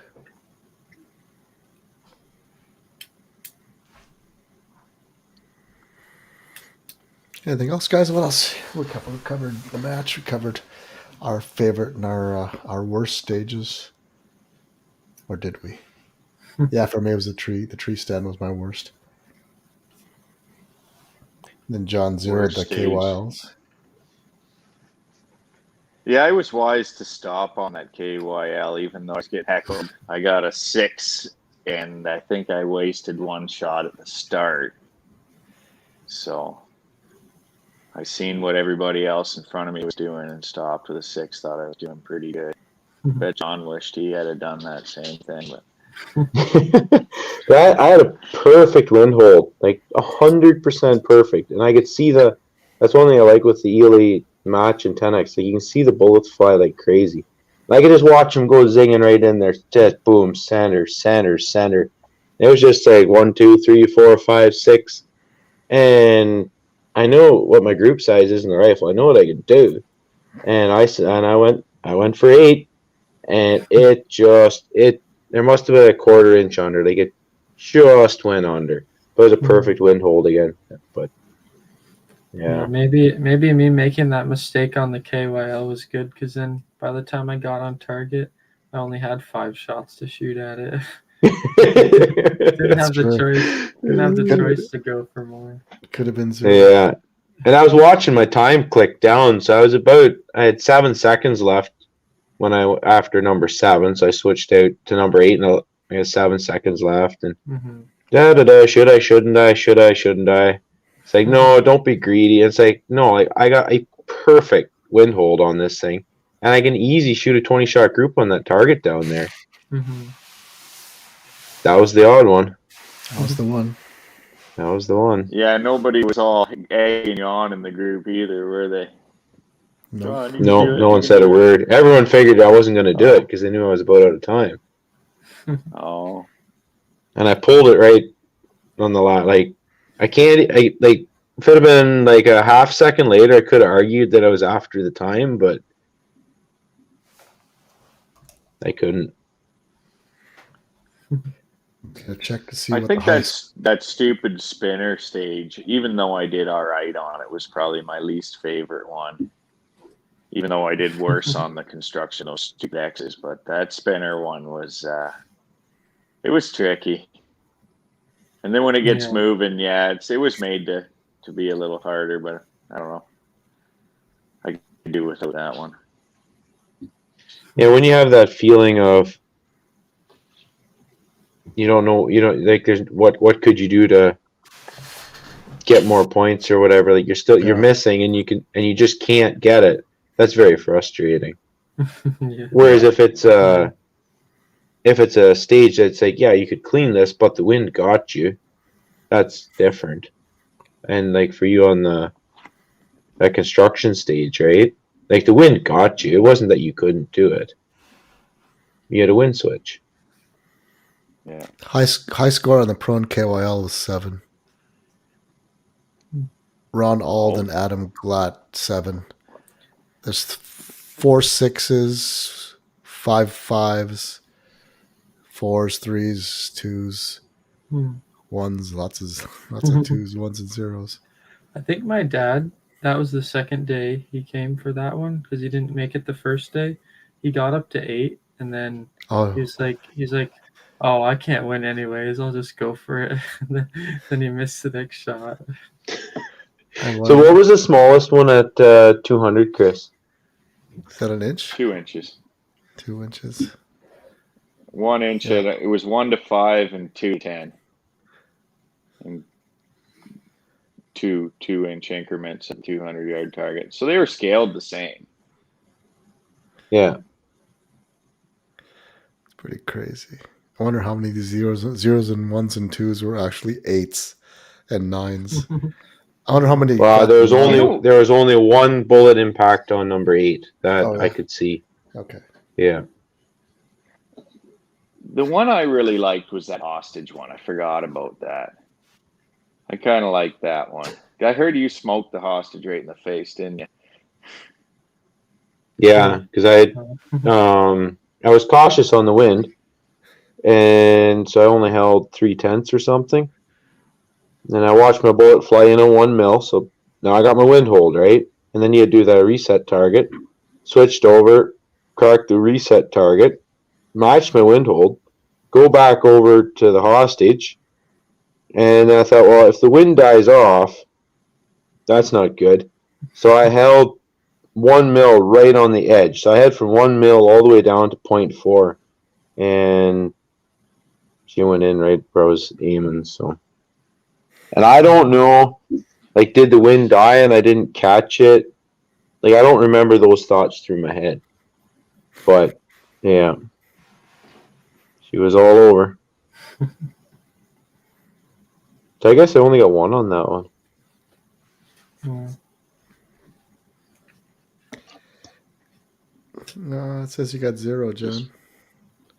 Oh, no. Not on the hostage. Oh, hostage. No. I got 0 on the KYL. Yeah. So it was 1 on the hostage?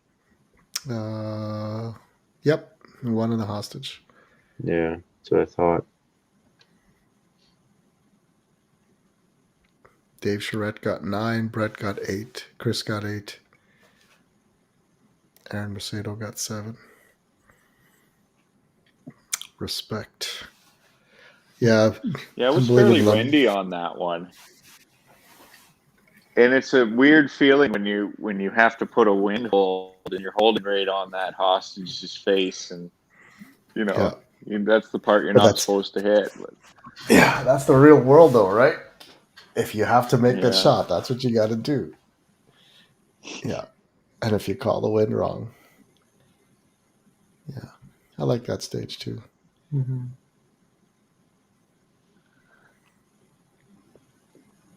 Did you already say what your favorite stage was, Brett? I couldn't remember. Which one was it? I think I like the helicopter and the boat and the construction stage. I like that one too. Did pretty well on those ones.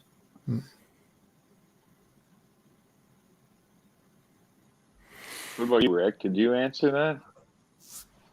Yeah. I mean, I like the helicopter one was pretty good. Yeah. I think that was just Not the fun. The fish maple from a seed barrel. one. You That's didn't kind of clear the boring. maple seed one. I didn't. No, I didn't. I dropped one on the kneeling of all steps. I rushed it. I was overconfident. I wanted to get down to the prone, so I thought this is easy. And then it's like I saw it wobble under as I was pulling the shot. I said, "Oh crap, I'm never gonna hear the end of it." And then I just dropped down and just drilled the remaining 4 on the. Yeah, that's a fun stage, but it's always good. How far was that target? 165? Was it that far out, or I can't remember For which? for the maple seed one, or was it close? 150. Yeah, 150. 150. That's a good size. That's a good distance. Just trying to Yeah. see what they. 12 people did inch, well 8 on it. inch, 6 inch. Yeah. So 25th person got 6 hits. So 50-50. Hmm. Not bad. You push it to 175 next time and see how people do. Yeah. Because Adam Cox cleared it. Yeah.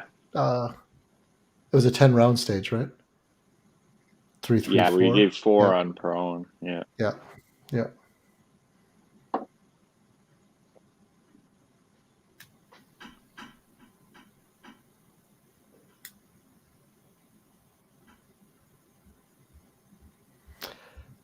Somebody commented about the KYL rack at Medicine Hat last year. I hung up a tire and we shot KYL rack off that. It was bad. Yeah, the wind was just atrocious. Otherwise, I think it would have been okay. But you never know. That's the thing about KYL off the matches. tire. KYL off a tire. Well, you could stop at any time, right? You don't have to zero it. But Yeah, and I don't know. I don't know if I like the test your limits better, where you don't lose all your points. But I don't know. It's strategic when it is that sudden exactly. death. You got to really be strategic. Yeah, it's like the hostage situation, right? Could you stop at any time on the hostage? I don't think so. You had to finish, didn't you? No, you had to finish, but you have to be strategic you in didn't terms lose of points. Yeah. I don't know. Yeah, I don't really like the KYL ones because the best shooter can lose 10 on a gust of wind or whatever, and you can say that's part of the game, and that's fine. But if we're strictly looking at grading skill level, that's a very poor way to grade skill level. For sure. And the 2-year limits or whatever, you shoot, you miss, you're done, like the hostage target. I think that's a fair way because you don't lose what you've accumulated. And the double KYL like that, I think I'm going to do that for a stage sometime. But I would definitely do it as a 2-year limit, or have someone shoot the whole thing, depending on target sizes and distance. But there you push everyone, and the best guy with the best win calls is going to get the most most impacts. I think it's the best grade of skill level. But that'd be my opinion on it. Yeah. That's the whole point. Is like that's why we have so many different match directors. Some is just fun. It's just fun, and it's ridiculous. But that's the stage. Like, do you need a boat? Why shoot off a boat? Yeah, you can't shoot a boat off unless you got a boat. That's what I always said. When I do a boat stage, it's going to have a boat on it. Yeah. I like the scenarios where you got to drag a body for 10 yards and then shoot, and then jump up to the second floor and shoot some more, and then go back downstairs. Those kinds of things. Oh, I gotta remember we were talking at the end about that new twist on the with the IKEA stage where you had to do some assembly required. Well, the twist on that coming up next year. Yeah. We're looking at getting a non-traditional sponsor to support the stage, where you have to assemble your barricade, or you have to undo something mechanically to be able to shoot, or something like that. It'll be interesting. Yeah. John's gonna hate it. It's gonna be so gamey. So gamey. Gonna make you shoot a semi-auto, John. I'll still beat you, so. I know. Give me a year of straight shooting, John. Just give me a year of straight shooting. Yeah, like I told Steven, that's great. Yeah, he can try, but I'm also going to have that year. Yeah, that's true. That's true. Well, I just love that competition, whatever. And if you come out to match and you wouldn't have those guys there, they're going to take first on you if you slack off. You'd lose the drive. Like it wouldn't be the same. If you knew you're going to show up and it's like, I can just half-ass this and I'm going to win. Yeah. Why would you show up, right? Yeah. So I love getting beat. I mean, that sounds kind of strange or whatever, but that means the competition's there, right? Yeah, it makes you hungry, man. Sure. Yeah. Trust me, I love beating them then too. But we all have our days. Yeah. There's no way around that. Mm-hmm. Some days we're just not mentally as sharp as we should be, and then you just gotta have fun. That's it. Should always have fun. Oh yeah. No, that's. I've never gone to a match and not had fun.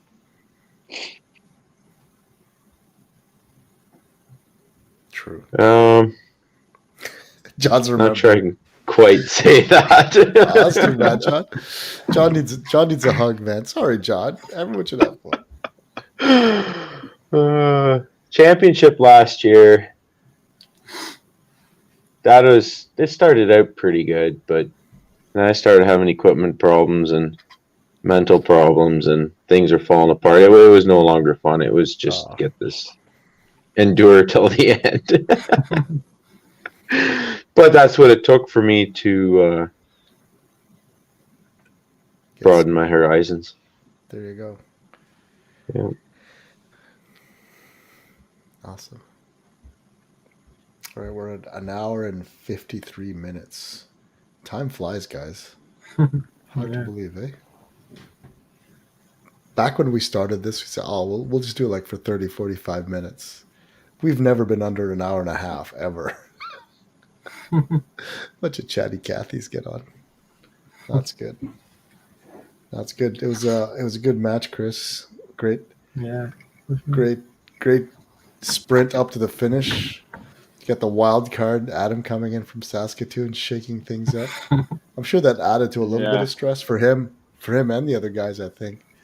Good for him for coming out. He was such a helpful guy. Nice guy, too.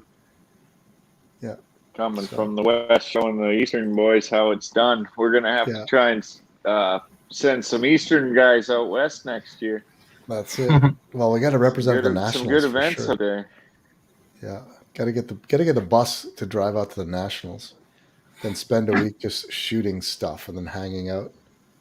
It's a cool place to camp out as well. So, yeah. Hopefully you guys can make it. Mm-hmm. I'd like to. Sure. Maybe SK will pay for some of your travel fees, Brett. Yeah, that would be nice. That would be nice. Awesome. Oh yeah, Anything by else, next guys? year COVID will be done. Cheap flights again. That's it.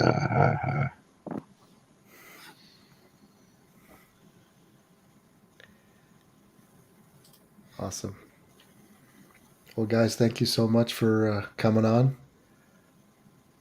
Yeah, Brett, thanks. congrats on the win. Thanks. Yeah, John, good try shooting this harder. season, Brett. Try harder next time. No, And I'm Always just 100. staying just more the same. perfect I'm shots. just having, There you go. What's that, Chris? I don't know. I see my score, my report card score went down. I think I went into a different class this year, but I don't know if people around me are getting better or I'm just staying the same or what's going on. But it's been fun. That's it. They're definitely getting better, Chris. Yeah. Like there's a huge, even from 2020 to 2021, the average, if you average all of the guys, it didn't change really, but the top guys have moved up in hit percentage significantly, and you have too. Like, but the thing is, the way the report card work, it's working against the top. So as the top moves up, if it moves up faster than what you get better, then you'll have a lower points. It's not that you're actually worse than last year, but the top guys are better too. Everyone, like the whole top is moving better and better. So, and I was thinking about that, like Frozen Fingers, like that was a really tough match with that win. But if we were to repeat that exact same match today, our hit percentages would be a lot higher. Yeah. Like, well, look at this all the, years, look at all guys the have rookies. really. Look at all the rookies. Yeah, I mean Carlos. I mean, look. I remember. Welcoming him to CRPS at his first match, getting a mentor, and Yeah. now he's just kicking butt. Rob Longard, same. There's a whole bunch of first year rookies that are just, placing top 20, which is pretty impressive. So that's good. Yeah, yeah, Carlos. The mediocre guys are coming. Yeah, we're watching you there, mediocre guy. hey, maybe we stop welcoming new people. We'll just be, instead of being friendly, we'll just be surly. What are you doing here? Yeah, You're in the right place. We're full. We're full. Sorry, we got enough. Yeah, no, Carlos is a lot of fun to shoot with. Yeah. Him and Steven Porcelino. Yeah, we got to break you guys up, man. You guys are too chatty. You guys take forever to shoot. It's like, well, if you wouldn't give us such a big squad. I tried to break you guys up, but none of you wanted to split up. Remember? Yeah, we remember. Bunch of nattering sewing circle there. So, Frozen Fingers, we all were squatted together. Oh, and that was their first match. So this is like family reunion for us. Oh, okay, that's why. Yeah. Figure it out. So there was a definite reaction when I said we're gonna get you guys. It's like, are you nuts? It's like, whatever. But I said these guys are all experienced, so they'll hustle. No, it was the opposite. They're all just yakking. I was watching your stage. I was watching you get ready. You and Steven were going at it for like 5 minutes before you even got loaded up and ready to go. Anyway. Oh yeah, see, having fun, right? Well, yeah, we're gonna crack the whole match. We're gonna crack the whip. You slow down that match one more time. I'm gonna give you guys yellow cards. You get docked like 3 or 5 points every stage you delay. Oh, you know what? Yo, if you have time, John, take a look at practice score. It tells you the match progress, squad to squad, how long it takes them to shoot a stage. It's eye-opening. It's eye-opening. Anyway. You say what? Practice score tracks how long a squad takes to shoot a stage. All the stats are there. So you can tell. Serious? Yeah. I've never even dug into. Yeah, if you look at the tablet, match progress, it breaks down everyone's efficiency. Yeah. You know what? For shits and giggles, I'm going to chart you guys compared to everybody else. I'm going to out you guys publicly. You have to chart the fun factor in there yet. Yeah, too. yeah. It's just hey. You'd have to have separate charts for us because for sure, we wouldn't fit on the other chart. Without any context, I'm just going to post that chart. Anyway. Yeah. All right, gents. Thanks so much. I want to thank you guys for all of your participation. I want to thank Tesro.ca, our fabulous Rimfire Nation podcast supporter. Also, don't forget that we have our all Canadian competition rifle raffle up now on rimfireprecision.ca. It is the Deuce IBI Apex MDT Marginet Metalworks Trigger Tech. All in one for 100 tickets, $100. We're drawing December 15th. Get them while there's still a few tickets left. That's about it. Don't forget to like and subscribe and share. Thank you very much, everybody. We'll see you next week. See you later. Thanks, everybody. Yeah, thanks for having us on. Thanks, guys. That was good.